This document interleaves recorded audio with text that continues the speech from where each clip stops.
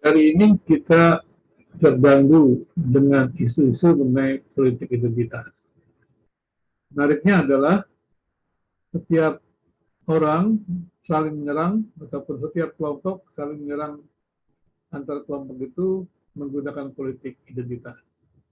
Misalnya saja adalah kelompok Anies yang sedang ramai saat ini menyerang Armando melakukan politik identitas karena pernyataan-pernyataan Armando sendiri yang ingin memenangkan calonnya itu dengan menjelaskan bahwa penentuan pemilu antara Anies dan Ganjar, kalau ingin Ganjar menang maka ditentukan oleh pemilih Kristen. Dan isu ini dianggap sebagai politik identitas. Dan kemudian juga ada satu pernyataan lagi, kalau umat Kristen memilih Anies, di sini dia katakan bahwa membayar mahal atas pilihan itu, atau pilihannya itu. Dan semacam bahwa pemilihan figur atau pemilihan dari partai politiknya itu terkait dengan pengorbanan iman gitu. Ini pun dikaitkan dengan politik identitas. Pertanyaannya kemudian adalah apa sih yang dimaksud dengan politik identitas itu? Biasanya orang mengatakan ketika menyebut politik identitas adalah politik yang menggunakan identitas kepada agama, biasanya dikenakan situ. Walaupun bisa juga identitas suku, begitu, budaya, begitu. Mereka menggunakan politik identitas ataupun agama, suku, dan budaya itu untuk memenangkan, untuk mendapatkan sebuah kekuasaan.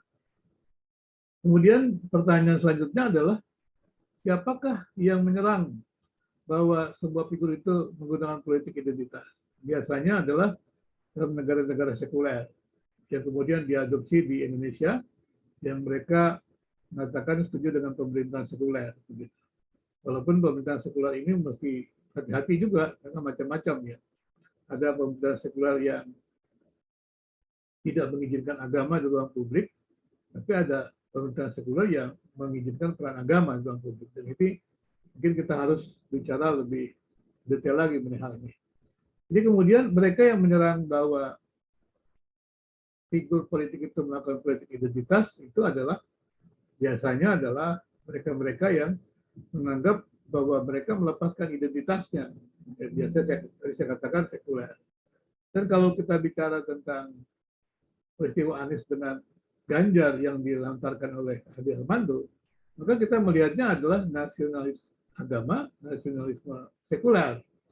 Jadi seakan-akan orang dari kaum sekuler ini menyerang mereka yang beragama ketika mempromosikan dirinya atau mendapatkan suara dari umat beragamanya menggunakan identitas agama. Tapi kalau kita lihat juga, misalnya Adi Armando menggunakan nasionalis sekuler untuk melabelkan Ganjar. Dan kemudian juga dia kan menarik juga orang-orang Kristen untuk juga mendukung nasionalis sekuler. Sebenarnya kalau kita lihat, sekularisme juga identitas. Dan kita sudah lihat bagaimana di negara-negara barat, agama itu tidak boleh berada di ruang publik. Nah, kalau agama itu tidak boleh berada di ruang publik, mana ada sebuah ruang publik yang tanpa identitas? Berarti yang ada adalah identitas sekuler. Nah, identitas sekuler ini kan menegasikan ataupun menyingkirkan agama. Jadi sebenarnya kita harus hati-hati juga apa yang dimaksud dengan sekuler dan non-sekuler. Saya minum dulu.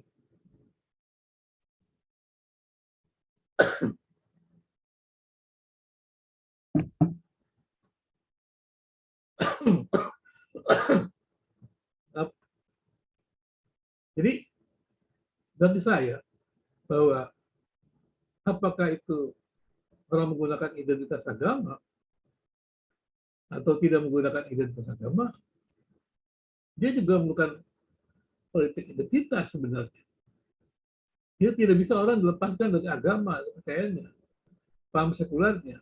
Walaupun ini mungkin akan menjadi pertarungan yang menarik, perbincangan yang menarik. Bagi saya tidak bersalah seorang figur itu mengajak tokoh agama apapun juga, ya, budaya untuk memenangkan dirinya sebagai calon, tidak ada masalah. Pembangunannya adalah pembangunan untuk bangsa semua.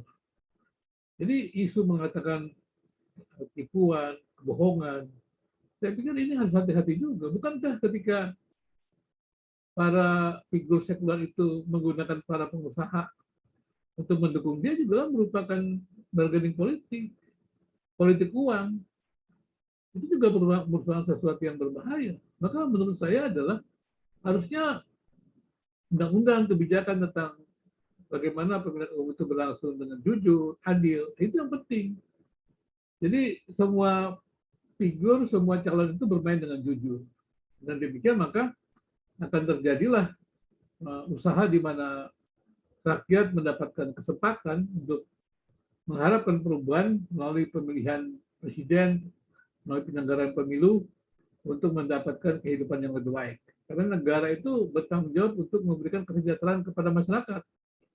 Jadi ketika mereka atau para pejabat publik itu ingin memiliki kekuasaan, maka mereka harus mengarahkan diri mereka kepada sebuah tekad untuk mensejahterakan Indonesia, bukannya untuk kepentingan pribadi. Jadi bagi saya ketika Anies menggandeng tokoh-tokoh agama, itu kan haknya dia, tidak ada masalah. Dan tidak ada hubungan antara pemilihan Anies sebagai presiden, itu adalah pengorbanan iman mereka. Demikian juga ketika orang memilih Ganjar, itu tidak ada hubungannya bahwa ketika memilih Ganjar kita menjadi sekuler, tidak. Atau kita tidak mengizinkan agama di ruang publik. Dan kita sudah melihat bahwa negeri ini bisa bersatu antara nasionalisme sekuler dan nasionalisme agama. Dan marilah kita sama-sama untuk membangun Indonesia. Nilai-nilai agama di Indonesia ini kan tidak bertentangan dengan nilai Pancasila. Dengan nilai-nilai yang kita terima bersama, yang kita tuangkan untuk jalan publik. Karena itu harusnya usaha-usaha membangun Indonesia dengan kebijakan-kebijakan itu bukan pertarungan untuk pertempuran, tapi adalah sebuah perjuangan untuk memberikan yang terbaik untuk bangsa dan negara ini. Dan tidak boleh satu orang pun disingkirkan, satu individu pun disingkirkan. Kita harus menghargai mereka, kesamaan mereka. Memang ada banyak kecurigaan-kecurigaan yang terjadi. Tapi bagaimana kita mau menghilang kecurigaan tersebut kalau kita tidak terbuka? Dan saya pikir ruang-ruang seperti ini berguna juga untuk saling mengasah pemikiran dan kemudian juga membuka pikiran tentunya bukan dengan emosi, tapi dengan sikap yang terbuka. Saya berharap ruang-ruang media sosial ini yang terbuka ini membuat masyarakat menjadi lebih cerdas, kita juga lebih bijaksana. Berbeda itu tidak ada masalah. Berbeda bukan merupakan ancaman. Memang untuk menerima keberbedaan kita perlu sabar, kita perlu terbuka. Tapi itu kan membuat kita memiliki wawasan yang luas. Seperti itu.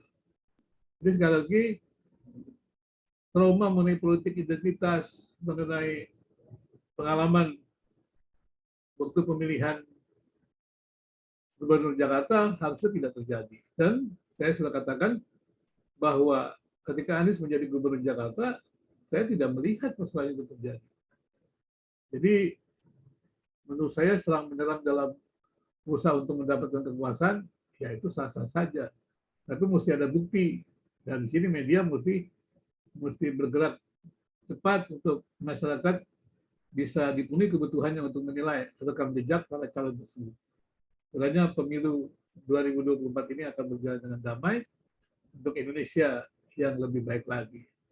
Saya percaya bahwa kita mesti keluar dari krisis ini dan hadirnya pemimpin-pemimpin baru dan pemikiran-pemikiran cerdas yang baru itu akan menolong kita untuk keluar dari krisis, dan keluar dari itu adalah persatuan dan kesatuan bangsa menjadi hal yang sangat penting.